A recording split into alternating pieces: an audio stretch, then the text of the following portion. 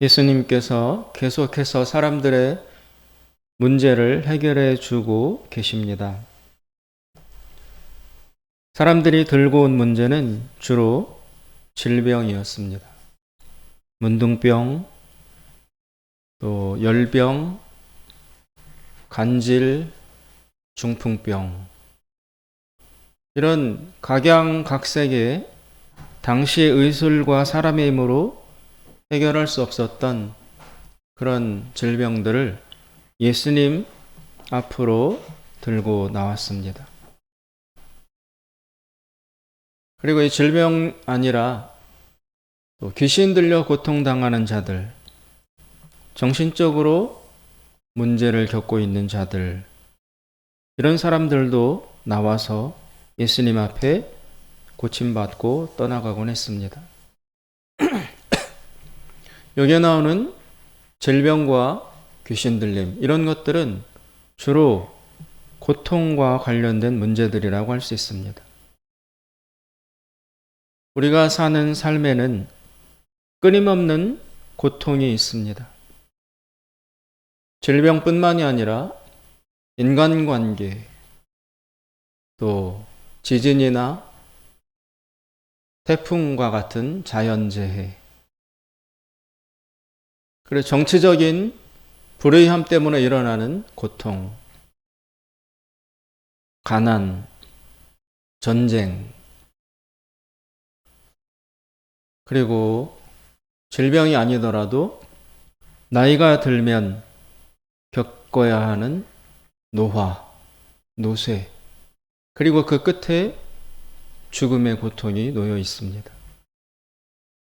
이렇게 보자면 우리가 살아가는 인생은 끊임없는 고통의 연속이라고 할 수 있습니다.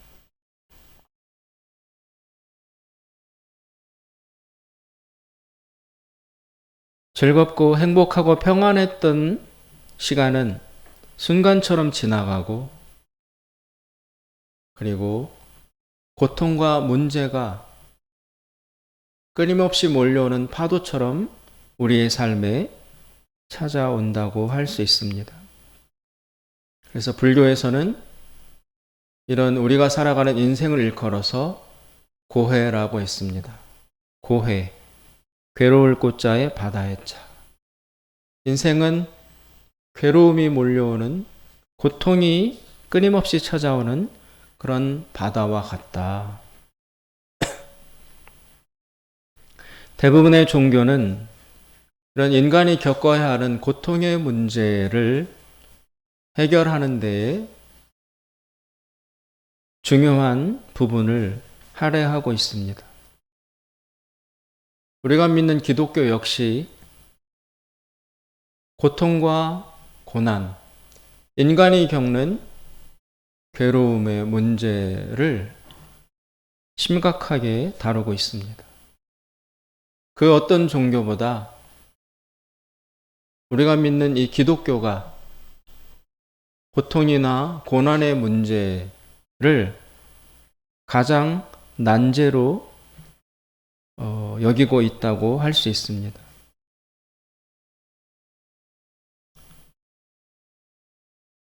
인간에게 찾아오는 고통이라는 문제는 그 자체로 끝나지 않고 믿음을 가진 사람들에게 그 다음 문제를 생각하게 만듭니다. 그것이 무엇이냐 하면, 이 땅에 전쟁이 있고 가난이 있고 여러 가지 자연재해, 이런 고통이 있는 것을 보고 겪으면서 사람들은 이런 질문을 하게 되는 것입니다. 왜 하나님이 살아계시는데 이런 일들이 일어나지? 그리고 하나님이 선하시다면 어떻게 이런 악한 일들이 일어나는 것을 허용하실 수 있는가? 역사적으로 전 세계의 수많은 지성인들이 정말 내노라 하는 머리와 지적인 능력과 여러 가지 성취와 업적을 자랑하는 유명한 사람들이 하나님을 믿는 데에 있어서 가장 어려움을 겪는 문제가 바로 고통의 문제입니다. 영국의 정말 최고 지성이었던 버트란트 러셀과 같은 사람은 이렇게 말합니다.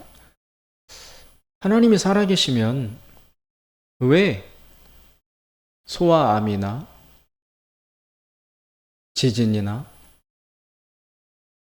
이런 것들이 일어나서 아무 죄가 없는 사람들을 그렇게 무참하게 죽이는 것을 하나님은 허용하시는가? 왜 바라만 보고 계시는가?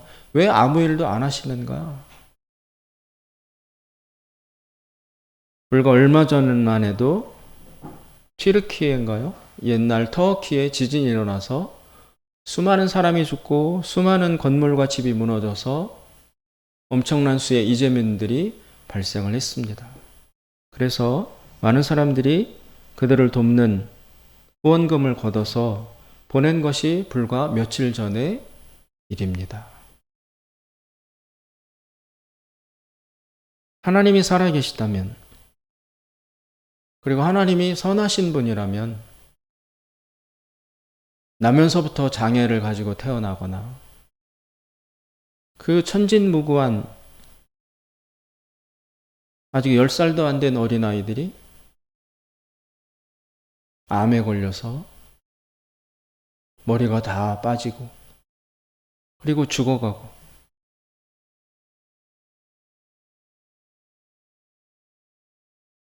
이런 참혹한 일들이 일어나는데도 하나님은 왜 아무 일도 안 하시는가? 그리고 하나님이 그런 일을 좀 미리 막으셔야 되는 것 아닌가? 독일의 히틀러라는 사람이 유태인 600만 명을, 우리가 참 상상하기도 어려운 숫자의 사람들을 가스실로 보내서 학대하고 죽였습니다. 그래서 경건한 믿음을 가지고 있던 많은 유태인들이 히틀러를 겪으면서 그 유태인 수용소에서 지옥과 방불한 그런 엄청나고 가혹한 인간이하의 고통을 겪고 나온 뒤에 하나님을 부정하는 일들이 많이 일어났어요. 믿음을 잃고 나왔어요. 엘리 위젤이라는 유명한 그 수용소의 경험을 겪은 유태인이 있었습니다. 그 사람은 10대일 때 아버지와 함께 히틀러가 만든 유태인 수용소에 들어갔습니다. 기차에 짐승처럼 실려서 그 수용소에 도착한 첫날 그 수용소 안에서 긴 줄을 따라 걸어가다가 이 엘리 위젤이라는 10대의 소년이 정말 보고도 믿을 수 없는 엄청난 광경을 보았어요. 줄을 따라 쭉 걸어가다가 저녁 무렵에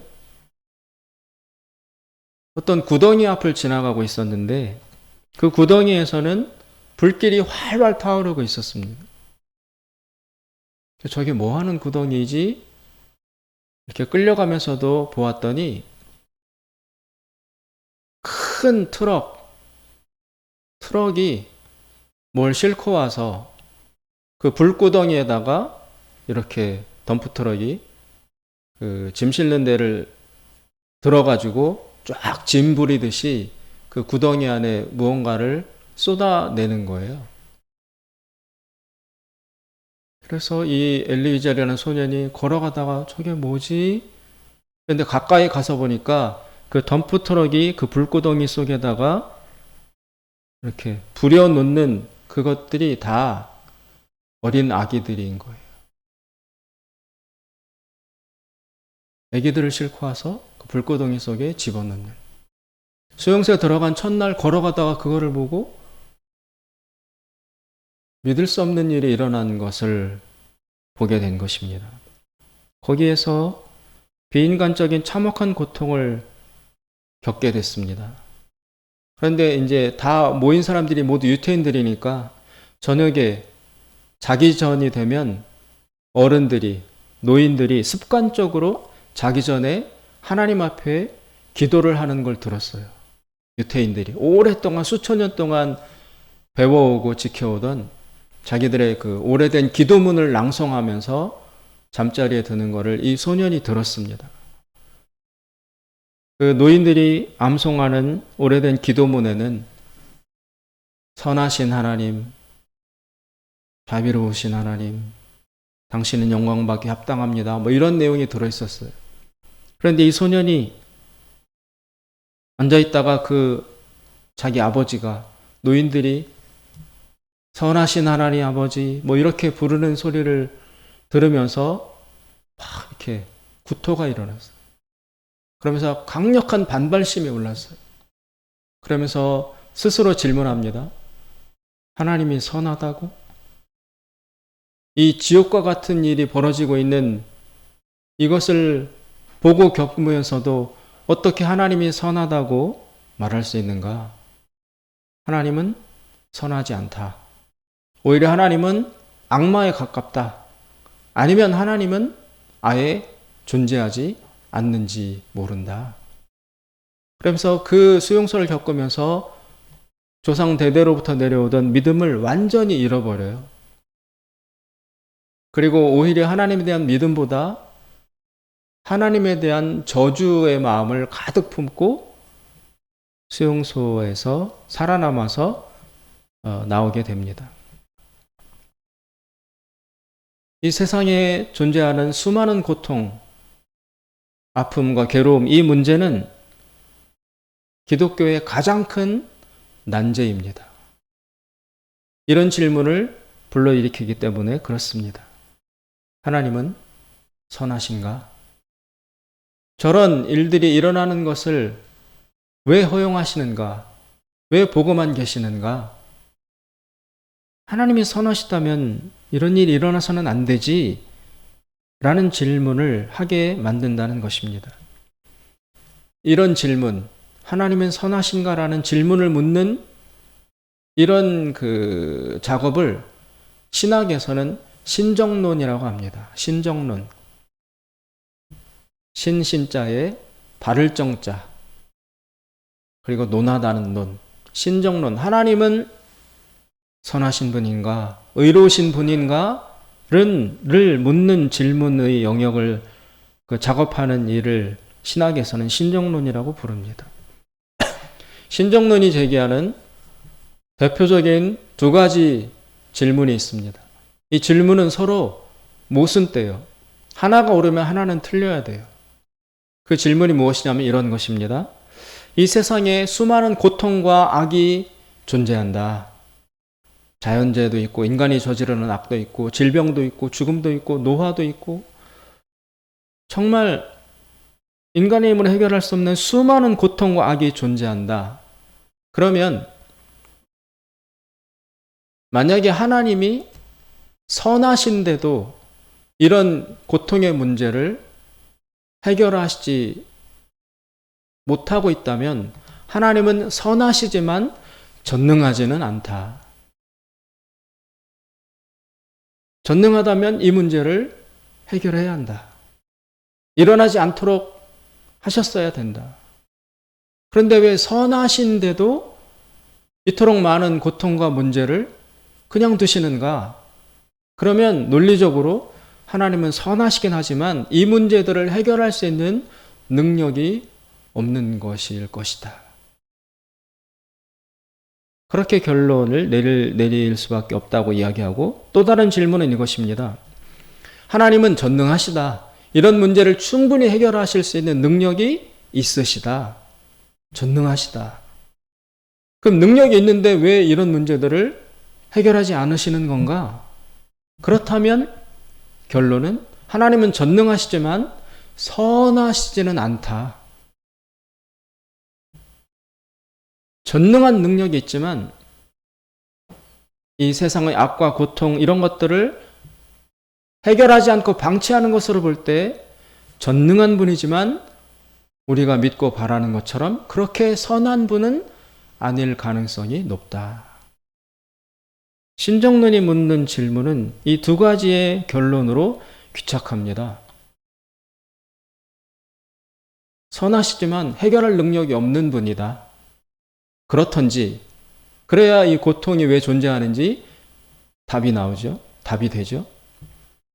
선하시지만 해결하시고자 하는 마음, 선한 마음이 있지만 이걸 해결할 능력은 없는 분이야. 그런 분이 하나님이든지 아니면 충분히 해결할 수 있는 전능한 능력이 있으셔. 근데 왜 안 해? 안 선하시니까. 둘 중에 하나다라고 신정론의 질문은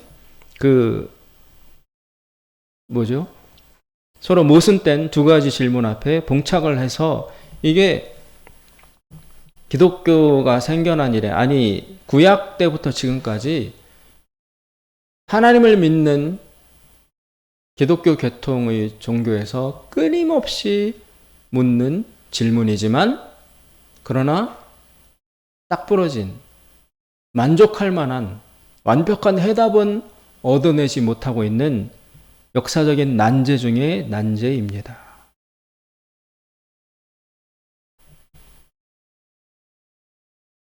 오늘 본문 말씀 역시 이 고통의 문제를 가지고 하나님에게 질문을 제기하고 있습니다. 이 세상에는 왜 고통이 있는가? 이 고통과 괴로움은 어디서 왔는가? 이 고통의 원인은 무엇인가? 오늘 본문에는 중풍병 들린 사람이 나오고 있습니다. 예수님께서 지난 시간에 가다라 지방에서 귀신 들린 자, 무덤에서 소리 지르고 있던 귀신 들린 자에게서 귀신을 쫓아내주는 사역을 하신 이후에 그 동네 사람들이 나가달라고 그랬잖아요. 이 마을에서 떠나달라. 그래서 그 동네에서 나오셔서 다시 배를 타고 예수님이 처음 주요 사역을 하셨던 갈릴리 북부의 가버나움이라는 도시로 다시 돌아오셨습니다.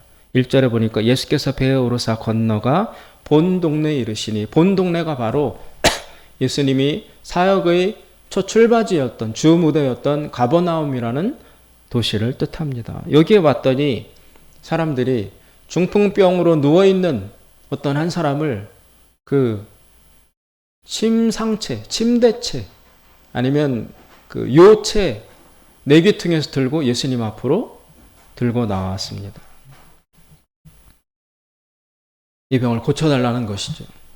그런데 오늘 본문 말씀을 읽어보면 예수님께서는 그 사람의 고통, 중풍병 얼마나 고통스러워요. 반쪽이 마비되고 또 언어 기능도 손상되고 하는 이런 참혹한 질병을 걸린 이 사람을 보면서 예수님은 이 사람의 질병을 죄와 연결짓고 있습니다. 죄와. 예수님이 너의 죄사함을 받았느니라 라고 하시고 나서 이 사람의 병이 고침을 받았습니다.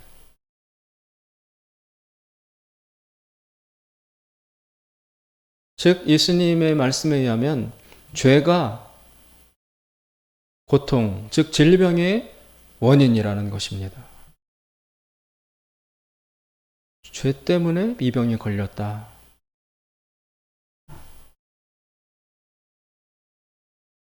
이 누워있는 사람이 그 예수님의 말씀을 듣고 뭐라고 생각했는지는 본문에 안 나와요. 예수님이 일방적으로 너의 죄사함을 받았다. 일어나 걸어가라 해서 병이 고침받았어요. 예수님께서 이 사람에게 너의 죄사함을 받았다라고 할 때 이 사람이 어떤 기분을 느꼈을까? 둘 중에 하나입니다. 첫째, 왜 나보고 죄인이라고 그러지? 나는 죄 때문에 이 병 걸린 게 아닌데? 그냥 살다가 나이가 들고 혈관이 노화되고 뭐 그러다 어떻게 살다 보니 우연히 어느 날 쓰러져서 중풍에 걸린 건데 내가 무슨 죄가 있다고? 내 병과 내 죄와 무슨 상관이 있다고 나보고 죄인이라고 하고 죄가 용서받았다라고 하는 것이지? 라고 생각하면서 자신의 질병과 죄를 연결짓지 못할 수도 있습니다. 병에 걸려 있지만 속으로 화가 나고 기분 나빴을 수 있습니다. 병이나 고쳐주지 왜 나보고 멀쩡한 사람한테 죄가 있다고 이야기하지? 라고 생각했을 수도 있고, 두 번째는 맞다. 나는 죄인이다. 내가 죄를 많이 져서 내 죄 때문에 이런 악한 질병에 걸렸다. 그러면서 후회하고 있었을 수도 있습니다. 자책하고 자신의 죄를 뉘우치고 안타까워하고 있을 수도 있습니다. 그럴 때 예수님이 너희 죄를 내가 안다. 너희 죄를 내가 용서한다. 라고 선포해 주신다면 이 죄의식에 시달리고 있던 이 사람으로서는 너무나 기쁜 소식, 너무나 감사한 소리로 들을 수 있겠지요. 둘 중에 하나입니다. 내가 무슨 죄가 있다고 병이나 고쳐주지.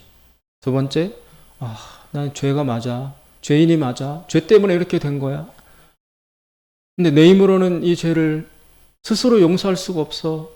그런데 예수님이 오셔서 내 죄를 용서해 주시는구나 라고 감사하고 기뻐할 수도 있고 둘 중에 하나입니다.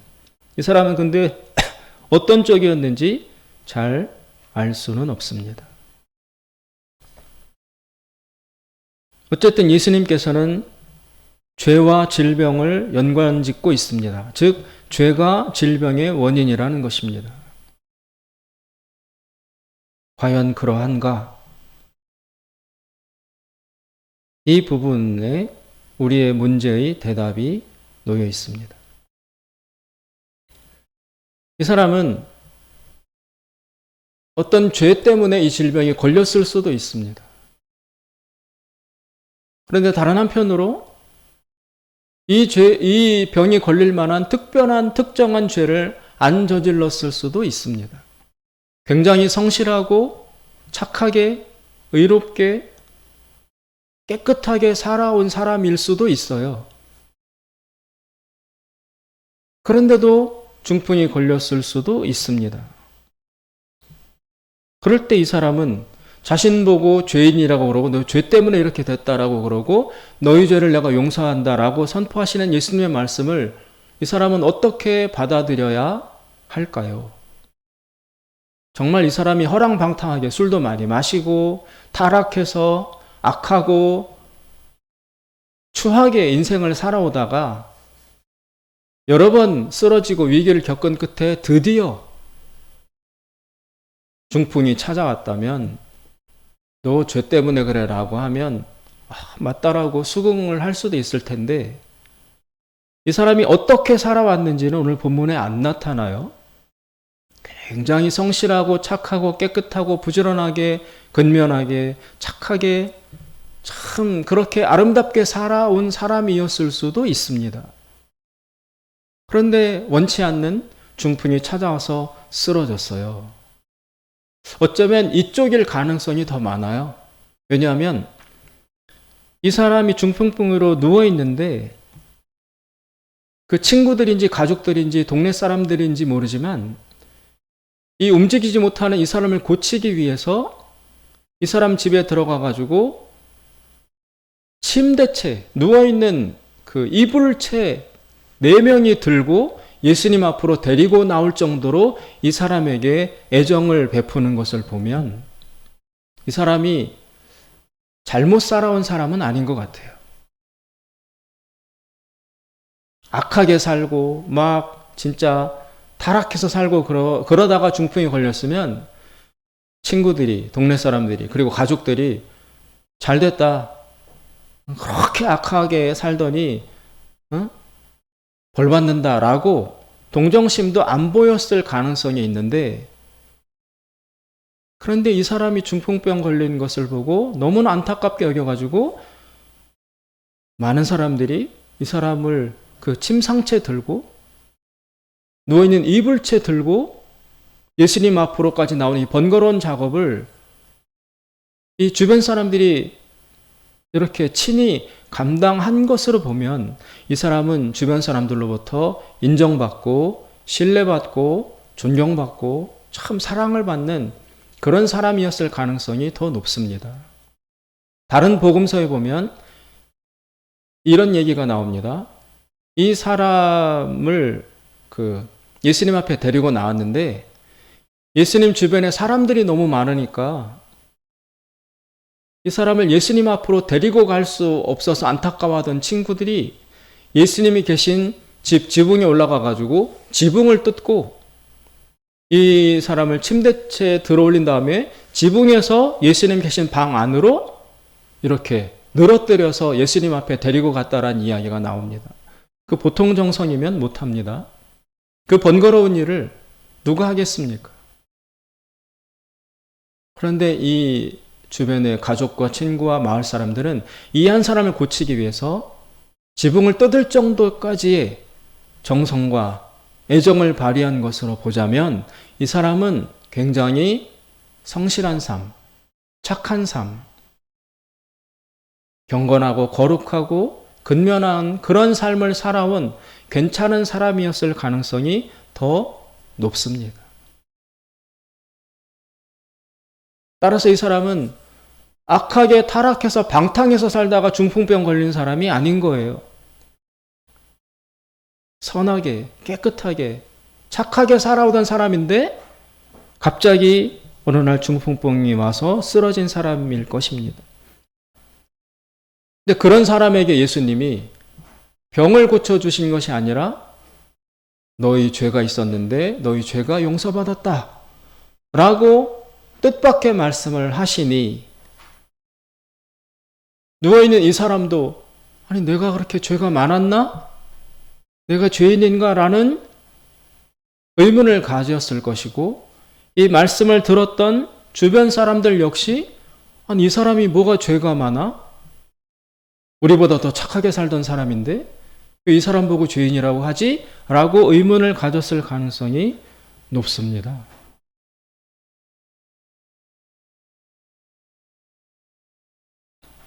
괜찮게 살아온 사람인데 예수님이 죄 문제를 꺼냅니다. 죄 이야기를 합니다. 죄가 있다. 죄 때문에 이렇게 된 것이다. 라고 예수님은 선명하게 말씀하셨습니다. 그런데 상식적으로는 이해가 가지 않습니다. 이 사람과 이 사람의 질병과 이 사람의 고통과 죄 문제를 연결 지을 수 있는 합리성이 없어요. 죄로 치자면 저 사람이 더 중풍병으로 쓰러져야 되는데 이럴 사람이 주변에 더 많아요. 더 악하게 산 사람이 이 사람 주변에 더 많은데 그들은 괜찮은데 이 사람은 병 걸려서 쓰러졌어요. 그런데 죄인이라고, 죄 때문이라고 예수님은 말씀하시는 것입니다. 이 서로 연결되지 않는 이 사람의 현실과 예수님의 말씀과의 이 사이의 괴리를 우리는 추적해서 이해해야 합니다. 그래야 예수님의 말씀을 받아들일 수 있습니다. 이 사람 보고 예수님께서 왜 죄인이라고 하느냐? 왜 죄가 있다고 하느냐? 우리가 믿는 기독교 그리고 하나님의 말씀인 성경에서는 여러분 사람의 죄를 두 가지로 이야기하고 있습니다. 두 가지. 첫째는 자범죄라는 것입니다. 이것은 바로 윤리적인 죄, 도덕적인 죄를 뜻합니다. 훔치거나 거짓말하거나 음란하거나 사람을 때리거나 이런 우리의 행위로 짓는 악한 죄, 도덕적이지 못한 죄, 이런 것들을 일컫는 죄가 있어요. 그런 죄를 지으면 벌을 받는다, 병에 걸린다. 그것은 우리가 다 합리적으로 받아들이죠. 그건 죄가 맞지. 그런데 성경에서는 또 하나의 죄를 이야기하고 있습니다. 그 도덕적인 죄 말고 또 다른 죄 하나를 이야기하고 있습니다. 엄밀히 보면 지금 말하는 이 죄가 사람이 저지른 모든 도덕적인 범죄의 뿌리예요. 원인이에요. 바로 이 죄 때문에 사람들이 도덕적인 자범죄를 저지르게 되는 것입니다. 그 두 번째 죄를 성경은 이야기하고 있습니다. 그것은 바로 들어보셨겠지만 원죄라는 것입니다. 원죄. 원죄는 근원적인 죄, 뿌리가 되는 죄라는 것이죠. 그래서 사람에게는 두 가지 죄가 있습니다. 자범죄가 있고 원죄가 있습니다. 도덕적인 죄가 있고 원죄가 있습니다. 뿌리가 되는 원죄가 있습니다. 이 원죄는 무엇이냐? 그것은 하나님을 모르는 죄입니다. 하나님을 부정하는 죄. 하나님에게 불순종하는 죄. 하나님을 인정하지 않는 죄. 그것이 바로 원죄예요. 하나님을 거부하고 인정하지 않는 이 죄가 뿌리에 있기 때문에 사람들이 자범죄를 짓는 것입니다. 원죄가 없다면 자범죄도 짓지 않습니다. 사람들이 왜 죄를 짓느냐? 하나님이 없다고 생각하기 때문에 죄를 짓는 거예요. 왜 거짓말하느냐? 왜 훔치느냐? 왜 때리느냐? 왜 악한 짓을 행하느냐? 왜 허랑방탕하느냐? 이 모든 도덕적인 죄를 사람들이 왜 저지르냐 하면 그 깊은 그 사람들 마음과 생각 깊숙이에 하나님에 대한 두려움이 없기 때문에 맘 놓고 그 죄를 저지르는 것입니다. 정말 하나님이 계신다. 하나님이 보고 계신다. 하나님이 아신다. 를 그 사람이 마음 깊은 곳으로부터 근본적으로부터 하나님을 알고 있다면, 하나님의 눈을 의식한다면 사람은 죄 지을 수가 없습니다. 없어요.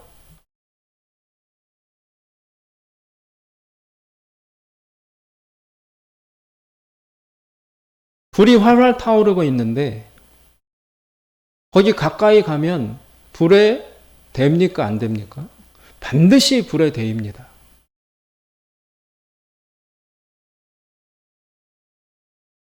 마찬가지로 하나님을 분명히 알고 있으면, 의식하고 있으면 하나님 두려워서 죄를 지을 수가 없습니다. 하나님이 계시지 않다고 생각하니까, 하나님을 잊어버리니까, 하나님을 의식하지 못하니까 죄를 짓는 거예요. 죄를 짓고도 죄인지 모르는 거예요. 마음의 두려움이 없는 거예요. 하나님을 알면 죄를 지을 수 없습니다. 그래서 원죄란 하나님을 모르는 것을 뜻합니다. 하나님을 인정하지 않는 것을 뜻합니다. 그 원죄가 뿌리에 있으니까 그것의 열매로, 가지로 사람들이 살인에, 간음에, 도적질에, 거짓말에 이런 죄를 무수히 저지르는 것입니다. 죄란 기본적으로 다 하나님께 대한 범죄입니다. 인간이 짓는 모든 죄는 내가 저 사람을 때렸다, 그 사람에게 사과하는 것으로 끝나지 않습니다.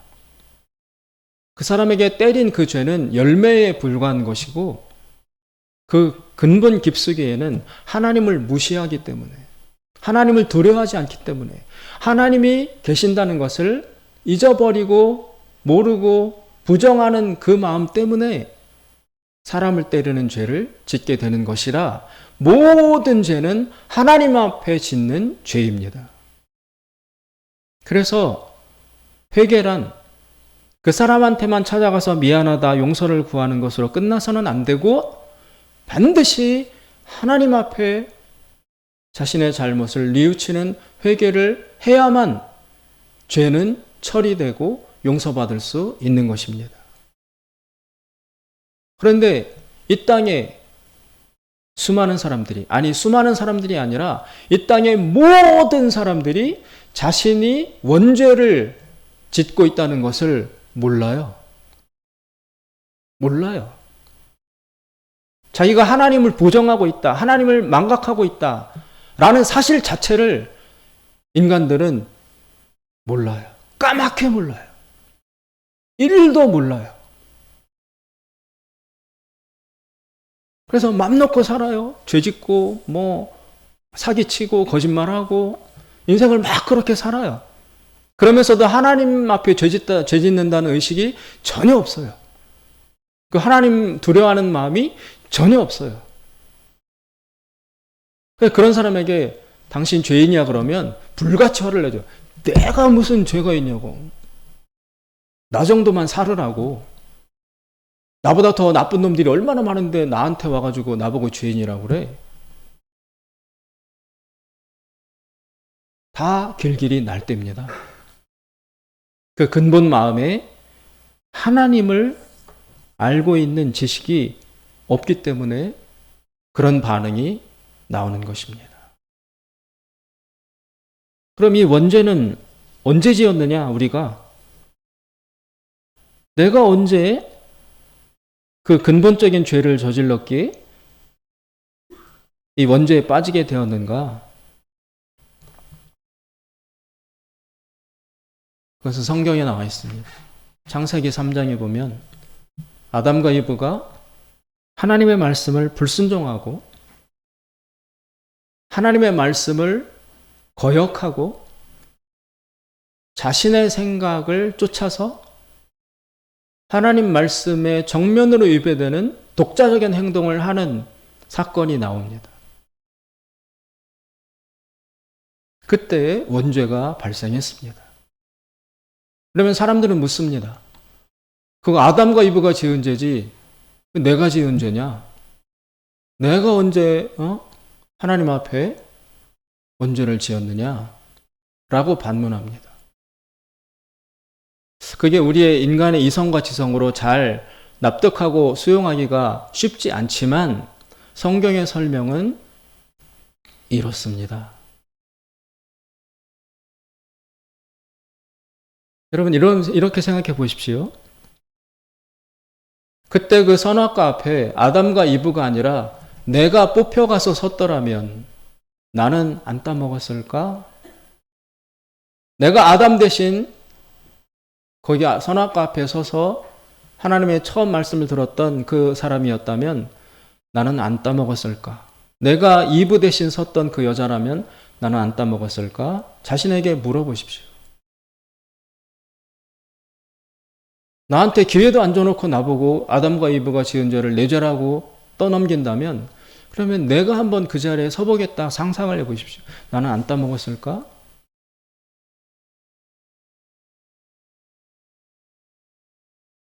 백발백중 모든 인간은 따먹는다는 것이, 즉 하나님의 말씀을 외면하고 거부하고 자기 독자적인 행동을 한다는 것이 그 사건에서 입증이 된 것입니다. 그러면 아담과 이브가 선악과를 따먹은 다음에 하나님이 무슨 벌을 내리셨죠? 에덴 동산에서 내쫓으셨어요. 죽음도 없고 고통도 없던 완벽한 공간이던 에덴 동산에서 하나님이 아담과 이브를 에덴 동산 밖으로 내쫓으셨어요. 그게 바로 하나님께 불순종한 선악과 범죄에 대한 원죄에 대한 벌이었어요. 벌. 그 아담과 이브가 쫓겨나와서 사는 세상이 바로 우리가 살고 있는 이 세상이에요. 따라서 지금 살고 있는 이 세상은 완벽한 곳이 아니에요. 에덴 동산이 아니에요. 하나님이 처음 창조하셨을 때 보시기에 좋았더라. 보시기에 심히 좋았더라. 해, 달, 별, 물, 새 이런 것들을 다 만드셔서 너무 보시기에 좋았더라 기뻐하셨던 그런 완벽한 공간, 완전한 공간이 아니고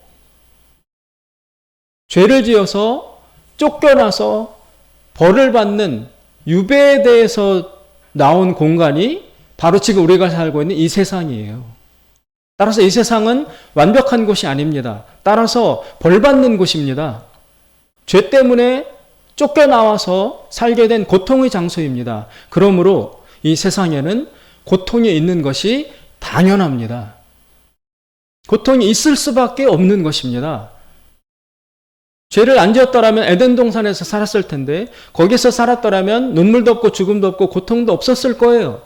그게 원래 하나님 만드신 공간인데 이 세상인데 하나님께 불순종함으로 하나님이 벌로 그곳에서 내보내셨어요. 그래서 쫓겨나온 것이 지금 우리가 살고 있는 여기예요. 원래 하나님 창조하신 공간이 아니에요. 벌 받는 장소예요. 따라서 벌은 이 죄인들은 어디로 보냅니까? 감옥으로 보냅니다. 거기서 고통당하라고, 벌 받으라고, 그리고 교정되라고. 그 벌 받는 고통의 장소, 감옥의 장소가 바로 우리가 살고 있는 이 세상입니다. 그리고 인간들은 태어나잖아요. 아기로 태어나잖아요. 사람들은 그 어린아기를 보고 아우 저 죄 없는 것들이 왜 저런 고생을 해? 애가 아프고 전쟁으로 죽고 그러면은 하나님은 저런 무심하시지 저런 죄 없는 아기들까지. 그런데 그건 우리의 생각이고 하나님은 성경은 뭐라고 말씀하느냐? 이 땅에 태어난다는 것 자체가 에덴 동산에서 하나님 앞에 선악과 범죄를 저지른 후에 죄인으로 쫓겨나서 태어나는 공간이 여기인 거예요.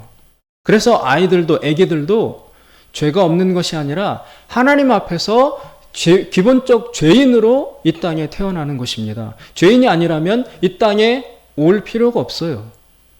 죄인이기 때문에 이 땅에 오는 거예요. 죄인이 아니라면 죄가 없다면 에덴 동산에서 살아야 돼요. 그런데 모든 인간은 하나님 앞에 그때 불순종하는 원죄를 지었기 때문에 이 벌받는 장소인 이 세상에 태어나는 것입니다. 애기의 몸으로 온다 할지라도. 따라서 성경이 말씀합니다. 모든 사람이 죄를 지었음에 하나님의 영광이 이르지 못하더니 의인은 없나니 하나도 없도다. 성경이 의인은 없나니 하나도 없도다. 의인, 죄짓지 않은, 하나님 앞에 죄짓지 않은 깨끗한 사람은 이 땅에 한 명도 없더라고 로마서에 선언합니다. 그때 한 명도 없다고 할 때는 금방 태어난 갓난애기, 노벨상 받은, 노벨 평화상 받은 엄청난 그 인격의 소유자, 이 모든 사람을 다 통틀어서 인간 중에는 의인은 하나도 없다라고 선언하시는 것입니다. 모든 사람이 하나님 앞에 에덴 동산에서 선악과 범죄를 지을 때 동참했던 것입니다. 인간의 본질이 하나님 앞에 죄를 지은 죄인인 거예요. 그래서 유명한 말이 있습니다. 야, 죄를 지어서 죄인인 거냐? 아니면 죄인이기 때문에 죄를 짓는 거냐? 기독교의 대답은 후자입니다. 죄를 지어서 죄인인 것이 아니라 죄인이기 때문에 죄를 지을 수밖에 없다는 것이 성경이 바라보는 인간관이에요. 억울할지 모르지만 하나님 앞에서 모두 죄인입니다. 그런데 더 두 번째 죄가 있습니다. 그 두 번째 죄는 뭐냐면 자기가 하나님 앞에 죄 지은 죄인이라는 것을 모르는 죄예요. 기본적으로 다 하나님 앞에 죄인입니다. 죄인이기 때문에 이 세상에 오는 것이고 여기는 벌받는 곳이라 하나님 창조하신 원래 공간이 아니라 형벌받는 장소로 에덴에서 쫓겨난 그 장소이기 때문에 고통이 있는 것이 당연한 것입니다.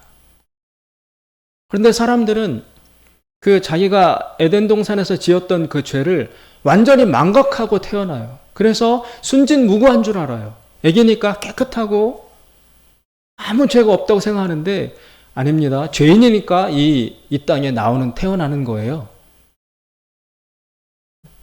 이 죄인들이 그 죄와 맞먹는 아주 중요한 특징이 뭐냐면 자기가 죄인인 것을 모르는 거예요. 그래서 모든 사람들이 자기는 죄 없다고 생각해요. 좀 착하게 살면, 깨끗하게 살면 죄가 없다고 자신을 생각해요.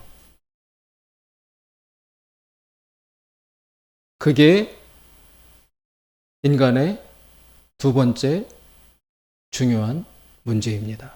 첫째는 원죄. 하나님을 거부한 죄. 하나님을 인정하지 않은 죄. 그 죄가 인간의 근본적으로 있어요. 그 죄가 있어요. 그런데 그 다음에 인간이 중요한 문제가 뭐냐면 그거를 모르는다는 거예요. 그거를 인정하지 않는다는 거예요. 그것도 죄입니다.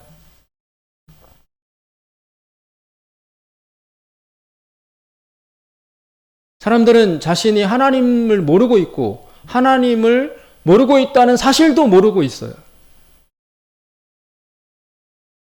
그런데 여러분, 이 하나님을 모르고 부정한 죄, 하나님에게 짓는 죄, 원죄에 대한 하나님의 징벌은 무엇입니까?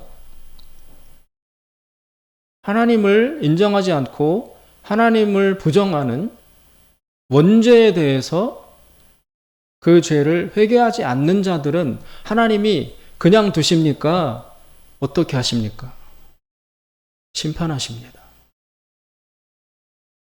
지금은 감옥에 갇혀있는 기간하고 비슷해요. 최종 심판은 다음에 있어요. 사형수들도 감옥에 넣었다가 마지막에 사형 집행을 합니다. 지금 우리는 이 세상에 왜 있느냐? 하나님을 거역하고 부정함으로 쫓겨나 있는 것이고 여기서 형을 살다가 마지막에 하나님의 최종 심판이 있습니다.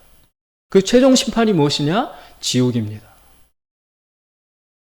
하나님을 부정해. 끝까지 부정해.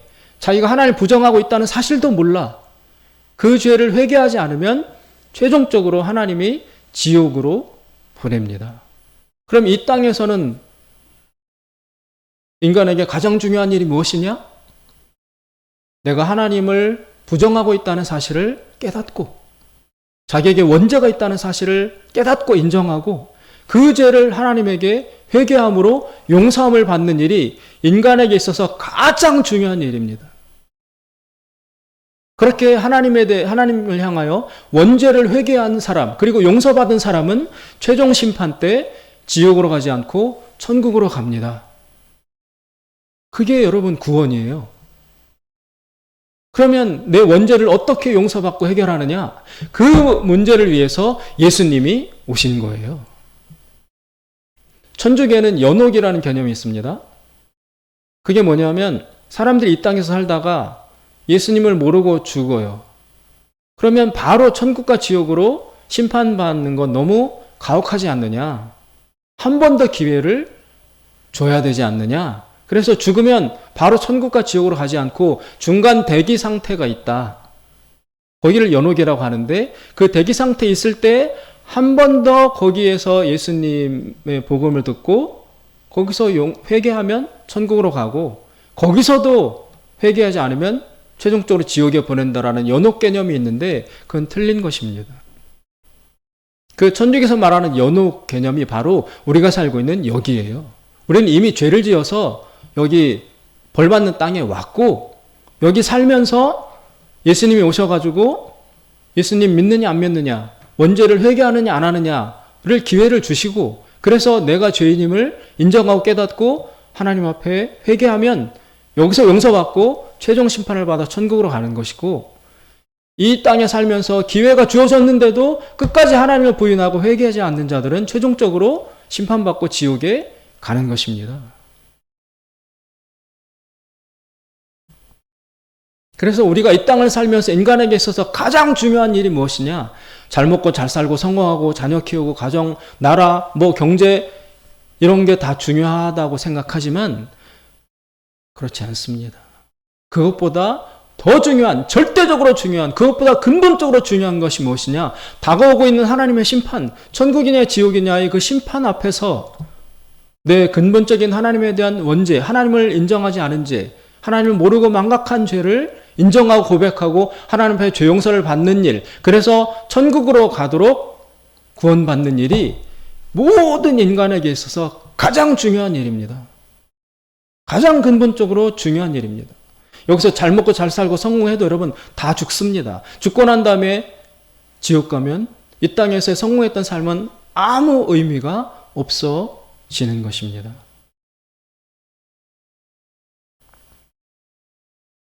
그래서 예수님이 너 죄인이야. 죄 때문에 이렇게 됐어. 그 죄를 회개해야 돼. 라고 하신 말씀은 이 사람이 뭐 훔치고 술 먹고 타락하고 이런 죄 때문에 너 이렇게 된 거라고 하신 말씀이 아니라 너는 근본적으로 하나님을 부인하고 하나님을 인정하지 않고 그렇게 했던 하나님을 향한 원죄가 있다. 그래서 그 원죄 때문에 모든 인간은 고통을 받을 수밖에 없는데 그 중에 너는 중풍병이 걸린 거야. 그 죄가 용서받고 해결돼야지 너는 구원받을 수 있어 라는 말씀을 오늘 하신 것이고, 뒷부분에 가서 예수님이 마태를 제자로 불렀어요. 그래서 마태의 집에서 오늘 음식을 드시고 있는데 마태가 세금쟁이였잖아요. 그때 그 세금 걷는 세금장이들은 이때 당시에 엄청난 매국노라고 욕을 먹고 있던 사람들이었습니다. 공개적으로 저 사람들 죄인들이라고 손가락질 받던 사람들이었습니다. 그 마태가 세리니까 같은 세리들이 그리고 주변에 창녀와 뭐 온갖 악한 죄인들이 몰려와서 예수님하고 같이 밥을 먹었습니다. 그때 바리새인들이 깨끗하게 살아간다고 자부하는 바리새인들이 욕을 하는 겁니다. 야, 너네 선생님 예수는 이 쓰레기 같은 것들, 세리, 죄인, 창녀, 뭐 병 걸린 이런 더러운 자들하고 이렇게 밥 먹고 어울리냐? 라고 비난을 한 것입니다. 그때는 예수님이 들으시고 이렇게 말씀하십니다. 건강한 자에게는 의사가 쓸데없지. 병든 사람만 의사가 의미가 있지.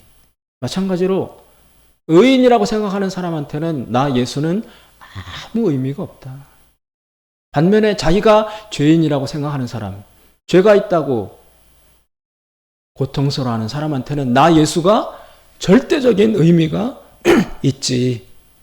왜냐하면 예수님은 그 죄 문제를 해결해 주려고 오신 분이니까, 그 죄를 용서해 주시려고 오신 분이니까, 자기가 죄인이라는 사실을 깨닫는 자에게는 예수님은 무한히 감사한 구원자입니다. 그러나 자기가 죄인이라는 것을 모르는 사람은 건강한 사람이 의사 쓸데없어 하는 것처럼 예수님을 전혀 쓸데없어 하게 돼 있어요.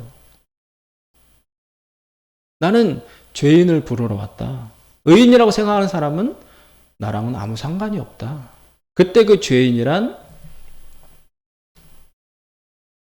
도덕적인 범죄, 거짓말, 훔치고 이런 거를 했다는 그 죄를 깨달은 사람이 아니고 근본적으로 하나님 앞에 내가 하나님을 거부하고 부정하고 하나님을 모르는, 하나님께 영광을 돌리지 않는, 하나님을 의식하지 않고 있었던 그 영혼의 원죄, 그것을 깨닫는 자를 죄인이라고 하는 것입니다. 그 죄를 깨달은 사람은, 그리고 그 죄의 형벌이 지옥이라고 분명히 깨달은 사람은 예수님 내 죄를 위해서 죽으셨다, 내 죄를 용서하시기 오셨다, 맨발로 달려가서 예수님 붙들고 무릎 꿇게 돼 있어요. 자기가 죄인임을 아는 사람은. 따라서 내가 죄인이 아니다, 의인이다 라고 생각하는 사람은 정말 심각한 일생일대, 이 인생뿐만이 아니라 영원한 삶에 있어서 가장 참혹한 실수를 저지르는 것입니다. 사랑하는 여러분, 내가 죄인인가 아닌가? 내가 하나님을 알고 인정하고 살았나 안 살았나? 다시 돌아보십시오. 정말 하나님을 알고 지옥에 대해서 알면 여러분 몇 날 며칠을 회개하게 되어 있습니다. 우리 영혼의 진정한 정체에 대해서 다시 깊이 생각하라고 하나님께서 이 말씀을 주신 것으로 받아들이고 하나님 앞에 내가 죄인인지 아닌지 깊이 생각하시는 저와 여러분 될 수 있길 주님의 이름으로 축원드립니다. 기도하겠습니다. 자비로우신 하나님 아버지, 세상에 고통이 있습니다. 그러나 인간은 괴로워만 할 뿐 그 고통의 원인이 무엇인지는 모릅니다. 모든 고통의 원인은 사람이 하나님을 부정하고 부인하고 하나님을 알지 못하고 하나님께 영광 돌리지 못하는 이 불신앙이 있다는 사실을 깊이 깨달아 지옥의 무서움, 죄의 무서움, 하나님의 형벌의 무서움을 깨달아 깊이 회개하고 주님 앞으로 다시 돌아와 구원받는 우리 모두가 될 수 있게 하여 주시옵소서. 예수님의 이름으로 기도드리옵나이다. 아멘.